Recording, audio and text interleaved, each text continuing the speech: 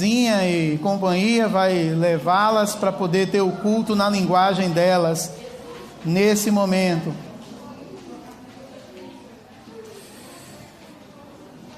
Irmãos, abra sua Bíblia aí por gentileza, em 1 Samuel capítulo 13, chamado de um livro histórico no Antigo Testamento, que conta a história do povo de Israel, do povo de Deus. Capítulo 13 de 1 Samuel, é um texto muito importante para a gente entender até a atual situação e como lidar com algumas coisas que também perduram hoje no nosso coração. Só para situar os irmãos, nesse período aqui que nós estamos, 1 Samuel 13, nós vamos ler 1 Samuel 13. 1 Samuel 13 vai contar a história, ou um pedaço dela, de que o povo de Israel, antes disso, estava vindo com muitas vitórias, estavam vencendo muitas batalhas, muitas guerras. Aqui, nesse momento, ele está descansando. E ao que parece, no início do capítulo 13, há uma divisão do grupo. Uma parte de um grupo vai para um lado, outra parte vai para o outro. Outros ficam ali com Saul, outros vão com o filho dele, Jonatas. E aí, na verdade, nesse período, Jonatas, ousado, vai lá e vai no desfiladeiro, e vai no acampamento dos filisteus e mata muita gente, e fere muita gente. Tinha um grupo pequeno. Os filisteus souberam disso e ficaram revoltadíssimos. E montou uma equipe que chegava a ser 4 vezes maior do que a equipe que ficou do povo de Israel. Quando o povo viu tudo aquilo se montando, o exército dos filisteus chegando lá e ameaçando o povo de Israel, o povo se desesperou. Foi gente partindo para um lado, correndo para o outro, fugindo, se escondendo do mato, se colocando dentro de buracos, porque ficaram apavorados com a possibilidade de um grupo 4 vezes maior que eles se montando naquele momento para poder lutar contra. E aí, antes disso ainda, você vai ver que Samuel está se despedindo. Samuel era um juiz, mas também era um profeta, e era tido como uma pessoa de referência para o povo. E no capítulo 12 desse texto, Samuel está se despedindo, e a despedida de Samuel são palavras encorajadoras, são palavras de ânimo, são palavras de dizer assim: Deus vai estar com vocês, não tenham medo. Não importa o tamanho do exército que se formar. Olha só, antes Samuel está dizendo: não tenha medo, independente das circunstâncias da sua vida, Deus vai estar com você. E depois você vai ler em casa no capítulo 12, belíssima história e belíssimas palavras de incentivo de Samuel. Samuel, que era considerado também um grande profeta pelo povo. E no meio desse fuzuê todo, chega exatamente no versículo de número 7, que vai dizer assim: enquanto isso, Saul permaneceu em Gilgal, e os homens que estavam com ele tremiam de medo. Saul esperou ali por Samuel durante 7 dias, conforme Samuel o havia instruído, mas ele não chegou. Vendo que os soldados debandavam rapidamente, Saul ordenou: tragam-me o holocausto e as ofertas de paz. E ele próprio ofereceu o holocausto. No exato instante em que Saul terminava de oferecer o holocausto, Samuel chegou. Saul foi ao seu encontro para cumprimentá-lo, mas Samuel disse: o que você fez?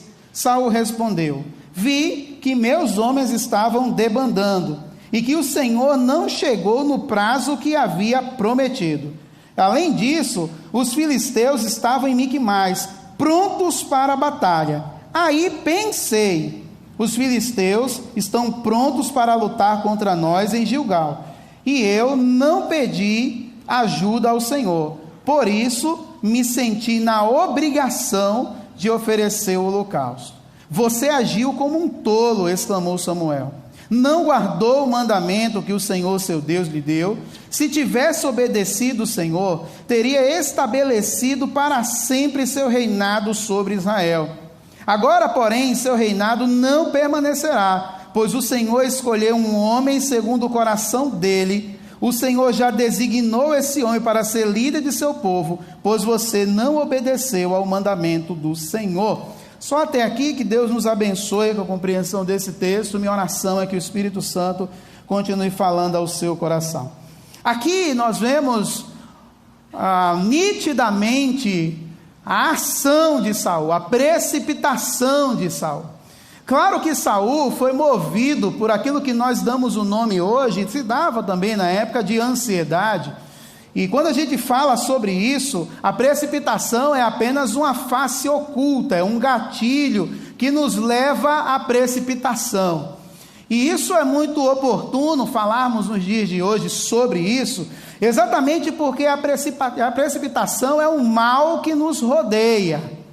É algo que está constantemente ao nosso redor, na nossa vida, e nos motivando a fazer algo, a tomar uma decisão. Vivemos no mundo da pressa, vivemos no mundo da agitação, vivemos num mundo em que nós precisamos produzir, vivemos num mundo em que somos cobrados para gerar resultados o tempo inteiro.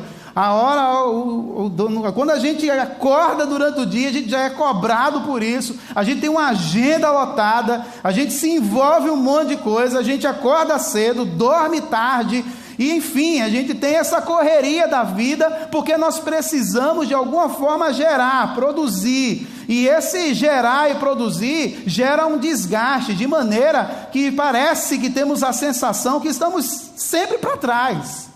Sempre tem alguma coisa que a gente deixou de fazer, sempre tem alguma coisa que nós não conseguimos realizar, porque a pressa nos ronda o tempo todo. Estamos agitados, nós não paramos, a nossa mente não para, a gente vai deitar, não consegue dormir, a gente está durante o dia pensando em um monte de coisas para resolver a longo prazo, a curto prazo, enfim, somos movidos pela pressa, e essa pressa me leva muitas vezes a tomar uma decisão. E muitas dessas decisões não deveriam ser tomadas naquele momento, mas pelo fato de vivermos nessa angústia da ansiedade, nessa angústia do desespero, de que temos que fazer alguma coisa, nós nos envolvemos em muitas coisas e tomamos decisões, movidos pela pressa.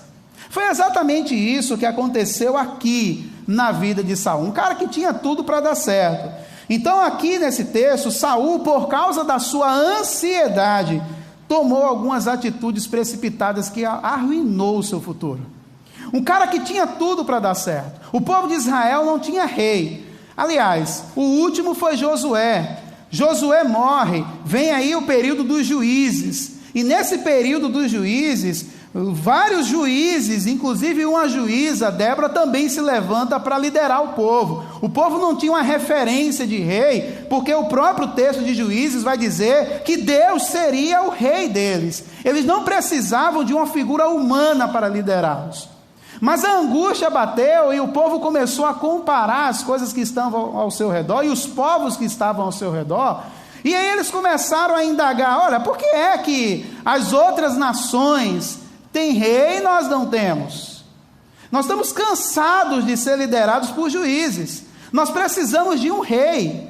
E não era o tempo de Deus para levantar um rei, mas o povo clamou a Deus, pedindo um rei, e Deus concedeu, e Deus indicou exatamente o Saul. E o Saul tinha tudo para dar certo. No início do seu reinado era brilhante, porque Saul era da menor tribo do povo de Israel, a tribo de Benjamim. Então essa tribo era considerada o patinho feio de todas as tribos, e Deus levanta um ninguém para ser alguém, e muitas pessoas o rejeitam, mas respeitam, porque foi Deus quem colocou.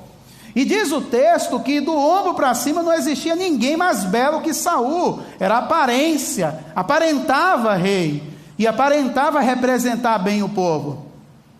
Só que Saul começou com aquilo que acontece com muitos líderes e com muitas pessoas. As pessoas, quando elas são simples, as pessoas, quando elas estão naqueles momentos de angústia, de dor, lutando por algo, elas são humildes.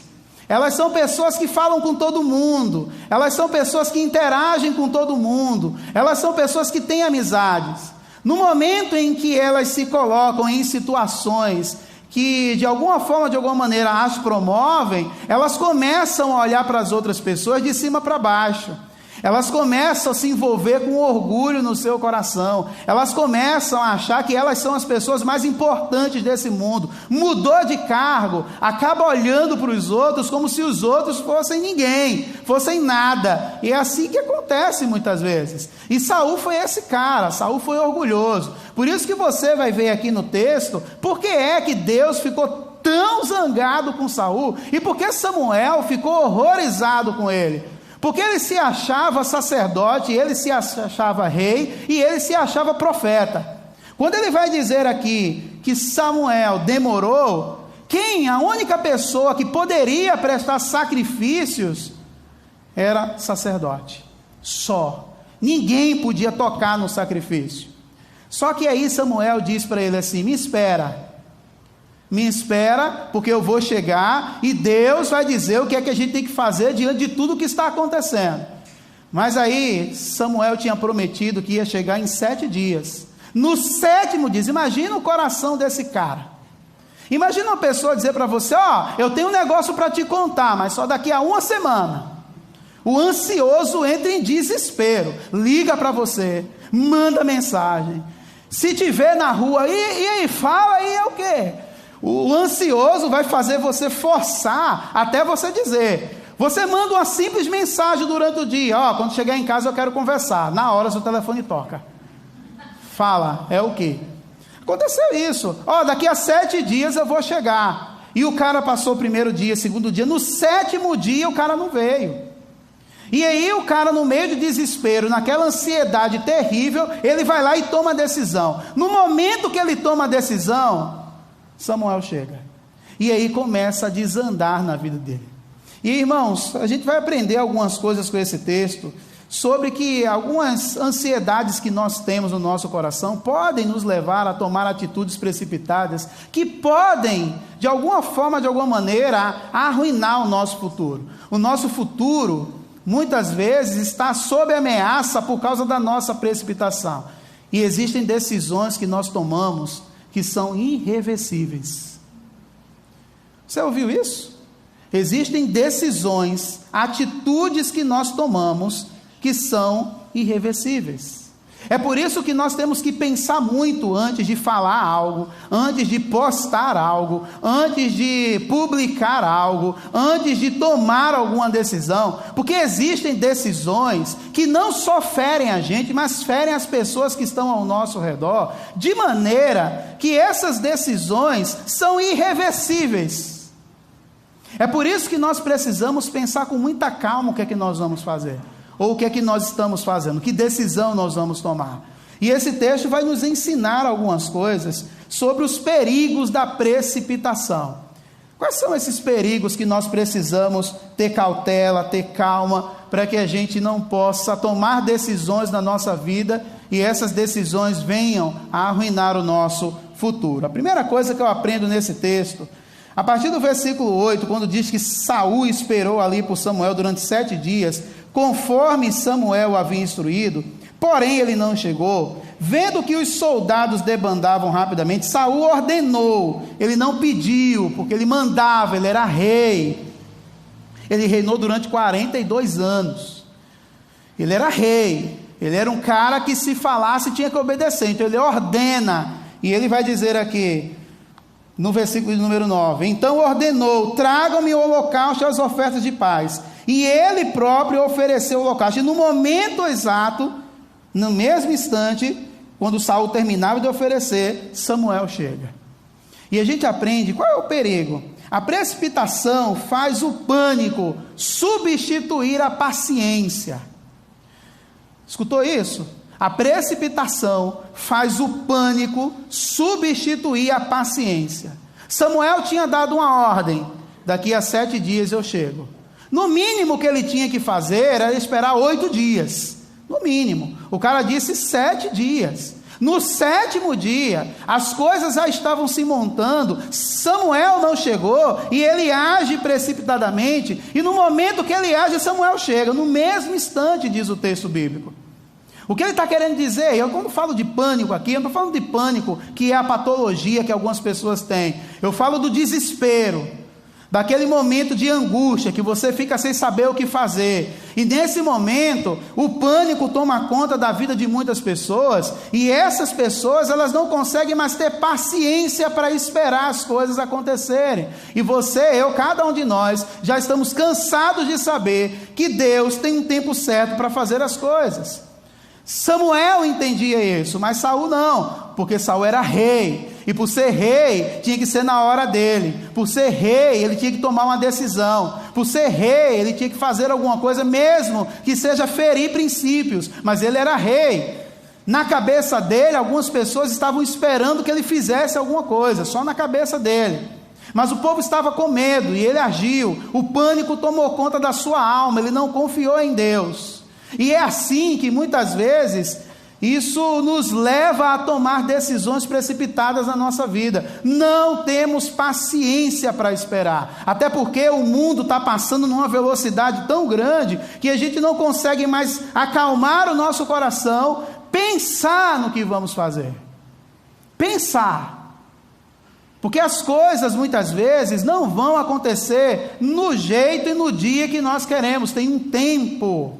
Eu sei que vivemos num mundo acelerado, eu sei que precisamos estar nos atualizando o tempo inteiro, eu sei que precisamos correr nessa correria da vida, mas precisamos muitas vezes colocar o pé no freio, porque tem um tempo. Porque existem decisões que nós tomamos por impaciência nossa, que geram consequências irreversíveis, que não há como reverter isso, não há como mais lidar com a situação fica insustentável por causa de algumas decisões que nós tomamos por pânico, por medo, e não confiamos que Deus vai fazer alguma coisa, não confiamos que Deus vai agir, não confiamos que Deus vai resolver a situação, tomamos a decisão, e foi isso que Saul fez. Saul permitiu que de alguma forma, de alguma maneira, o pânico substituísse a paciência na sua vida. Samuel era um cara muito calmo, muito tranquilo. Samuel era aquelas pessoas que muitos de nós não teríamos paciência de conversar com ele. Pense numa pessoa que fala lento e devagar. Tem aquelas pessoas que, você completa a frase dele, porque ele não termina nunca. Samuel era aquele cara paciente, calmo, tranquilo. Disse: 7 dias eu chego. O povo desesperado, gente se debandando para tudo quanto era lado, o exército se acampando ao redor dos filisteus, que não tinha pena do povo de Israel. Um dos maiores inimigos do povo de Israel era o povo filisteu. Você vai ver o tempo todo lá os filisteus pegando no pé. E quando se forma um exército, está Samuel dizendo o quê? Relaxa, velho, daqui a 7 dias eu chego. Mas 7 dias é muita coisa. Calma, eu vou chegar, vou prestar sacrifício, a gente vai cantar umas canções, a gente vai compartilhar a bênção, a gente vai fazer pedido de oração, a gente vai abrir o coração um para o outro, mas o exército ao redor, relaxa. Tem pessoas assim? O mundo está se acabando ao redor dela e nada. Beleza, paz e amor. Olha só a avalanche que está vindo. Tranquilo. Tudo sob controle, não está nada. Nada está sob controle, mas está tudo sob controle. Samuel era esse cara. E Saul era aquele cara agitado. Era aquele cara que não conseguia esperar muito. Se ele dissesse assim, eu vou matar, ele matava. Se ele dissesse, ó, eu vou correr atrás, ele corria atrás. Ó, se eu vou, ele tomava essa decisão. Talvez Samuel estivesse trabalhando junto com Deus exatamente nisso, nesse defeito dele. De que existem momentos na nossa vida que temos que esperar. Esperar a poeira baixar, esperar as coisas se colocarem no lugar, esperar que as coisas aconteçam no tempo de Deus, não no meu tempo. Mas aí, fruto da minha agitação, eu tomo uma decisão. E às vezes prejudicamos todo o nosso futuro por causa dessa decisão. Prejudicamos toda uma história, toda uma vida por causa de uma atitude precipitada. Por que a precipitação é tão ruim e é perigosa para a nossa vida? Porque a precipitação faz o pânico substituir a paciência. Paciência que muitas vezes nós não temos num mundo tão agitado. E olha que estamos em Vitória, que é uma das cidades mais tranquilas em termos de movimentação. Se a gente for comparar a cidade de Vitória com grandes cidades que nós somos rodeados aqui, nós somos a mais tranquilinha que tem, mas mesmo assim vivemos numa agitação da vida terrível.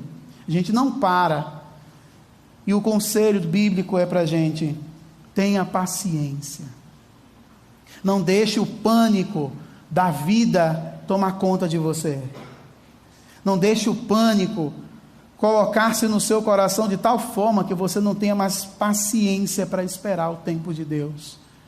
E aí a gente vai entrar no ritmo daquilo que nós chamamos de... Nós somos uma geração mais medicada da história do mundo. Nós hoje tomamos medicação para tudo, você percebeu? A gente toma medicação para acordar, para dormir, a gente toma medicação para poder comer, para deixar de comer, a gente toma medicação para ficar calmo, ou para agitar, para fazer exercício, para não fazer exercício. A gente toma medicação para... Somos a geração mais... Por quê? Fruto da nossa ansiedade. Somos a geração mais medicada, porque nós somos uma geração que não sabemos esperar o tempo certo das coisas acontecerem. Nós só esperamos a base de medicação. Nós só esperamos as coisas acontecerem na nossa vida, ou a gente poder... Inclusive, você já viu... Eu já falei isso aqui, mas eu queria repetir, que eu acho muito engraçado. Toda vez que eu passo na farmácia, eu vejo aquele negócio na prateleira lá, aqueles vidrinhos bonitinhos lá, que lá, ansiedade, indecisão. Eu só achei fantástico. Da indecisão, ou seja, você está lá querendo dúvida sobre o que vai fazer. Aí você vai lá na farmácia, compra aquele vidrinho, coloca 3 gotinhas, e depois que você toma, você... Agora eu sei que decisão eu vou tomar. Porque é muito simples, né? Porque nós somos uma geração da medicalização. Então a gente toma um remédio e consegue fazer as coisas. Às vezes o cara consegue porque seu psicológico está tão abalado com as coisas que ele precisa sentir que está tomando alguma coisa para ter coragem, para poder fazer alguma coisa. Então, irmãos, cuidado para que o pânico não possa substituir a paciência na nossa vida. Porque aí a gente vai tomar atitudes precipitadas que podem arruinar o nosso futuro. Mas tem uma outra coisa aqui nesse texto, irmãos. O versículo 12 desse texto vai dizer assim: assim pensei. Isso são palavras de Saul. Assim pensei, os filisteus estão prontos para lutar contra nós em Gilgal, e eu não pedi ajuda ao Senhor. Por isso, me senti na obrigação de oferecer o holocausto. Em outras traduções está dizendo, movido pelas circunstâncias, eu tomei a decisão. Me senti na obrigação. E aí a gente aprende que outro perigo da precipitação é que a precipitação nos leva a agir mais movidos pelas circunstâncias do que pela fé. Ele dançou conforme a música. Ali estava o momento em que ele poderia olhar para o capítulo 12, que Samuel tinha falado que Deus iria cuidar, que Deus iria proteger, que eles não deveriam ter medo, mas eles olham para ele, olha para a circunstância. E por ele olhar para a circunstância, o texto vai dizer, eu me senti na obrigação. Abre parênteses. Você viu em algum momento aqui alguém cobrando uma decisão de Saul? No texto, alguém disse assim, Saul, faça alguma coisa, você é o rei. Aqui está dizendo isso?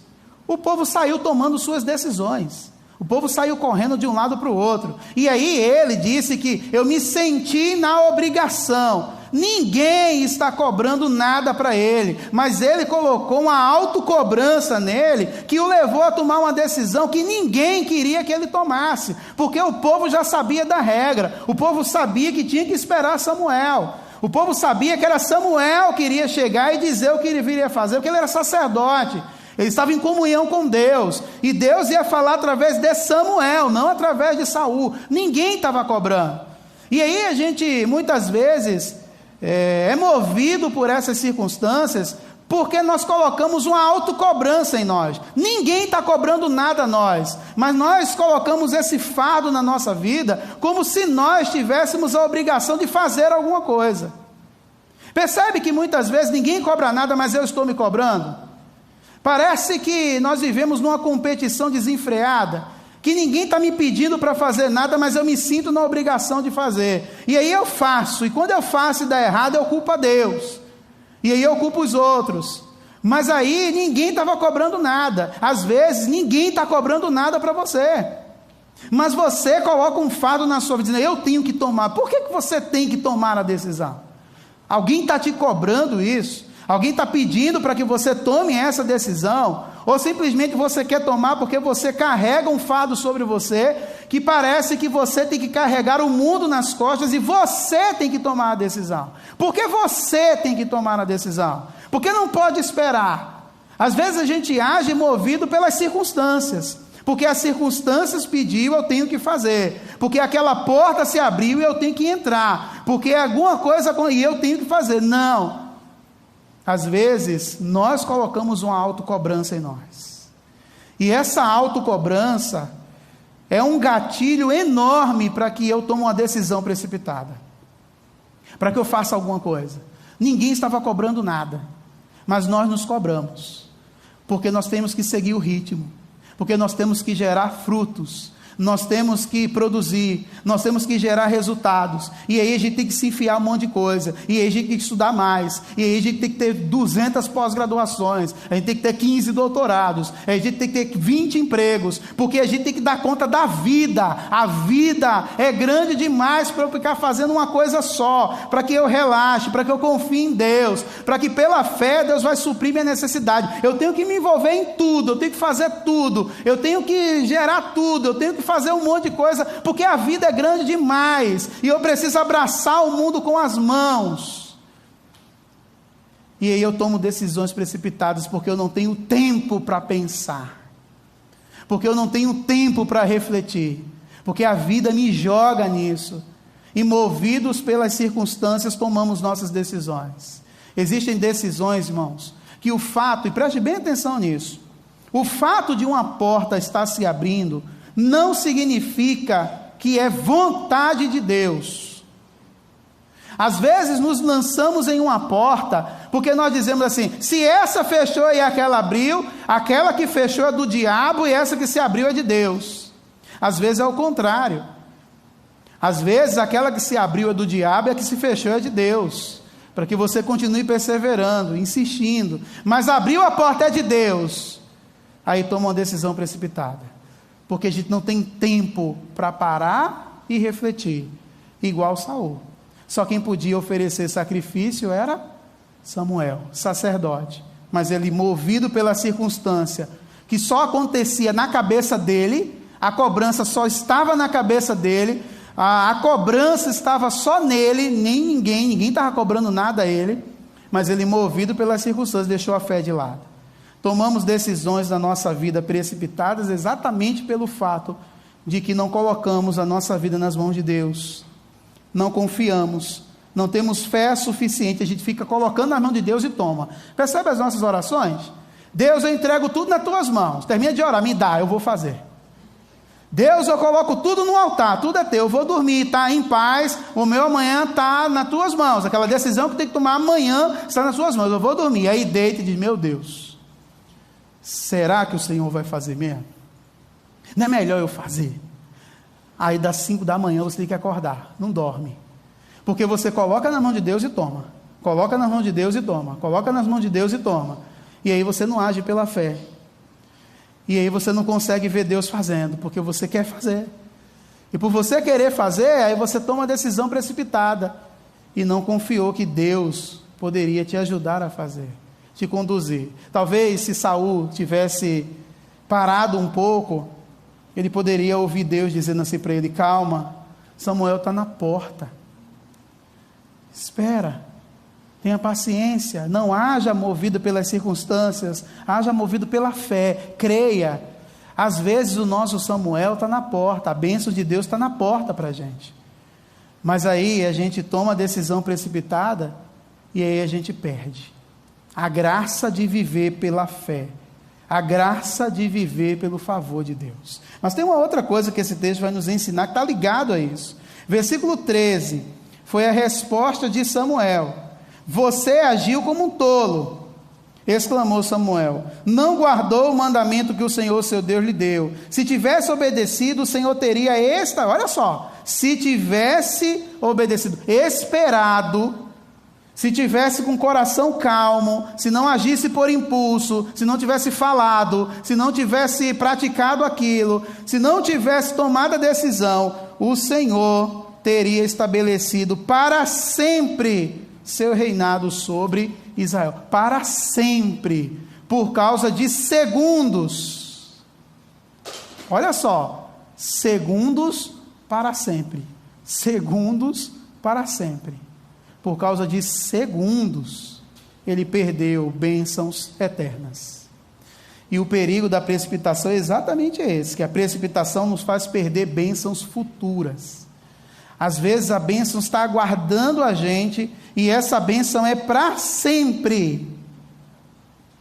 Mas a gente toma uma decisão precipitada e perde bênçãos eternas.